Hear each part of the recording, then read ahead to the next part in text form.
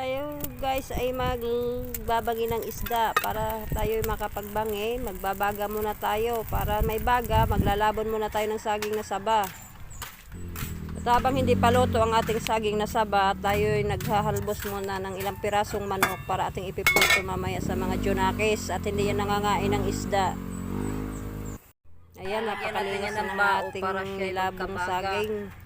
Nilagyan ko ng bao ng madaming baga pagkatapos niya at nang mabagihan ng isda. At ito na naman ang ating hinalbos kaninang manok na i-marinate ko na, nalagyan na ng crispy fry para ipiprito na natin.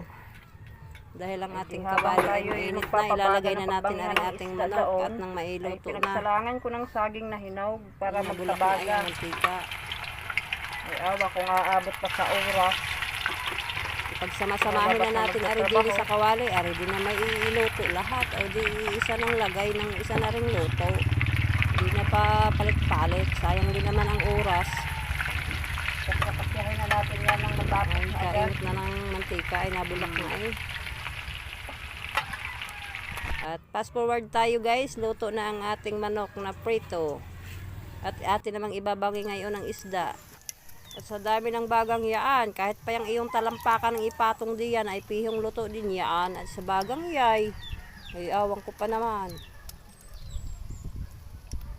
Habang tayo naman ay nagbabangi ng isda, naghihimay din ako ng malunggay at ating magulay para may maisabaw.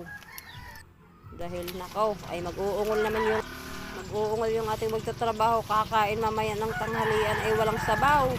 Ay tunay na ako liyong-liyo na tinatanong ko ano kang gusto ninyong ulam at pagdating naman sa hayin ay mga nagsisimangot ang mga mukha. Sarap sa pali ng plato.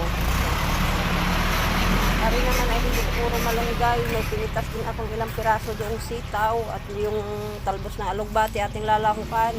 Ay kahit ikaya'y gulay ay masustansya yan sa inyong katawan. At garni na nga ang ating isdang prito ay medyo maitim na, muntik-muntik na itong sumama na sa baga. Ay butit na aalala ay pagkalibhasa nga.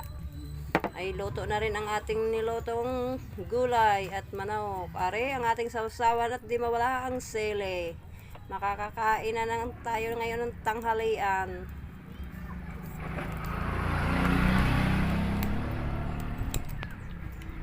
Yan ay kung sa manok lang ay hindi sasawa ang aking mga junakis. Kaso sa gulay ay nako ay kahirap pa kainin.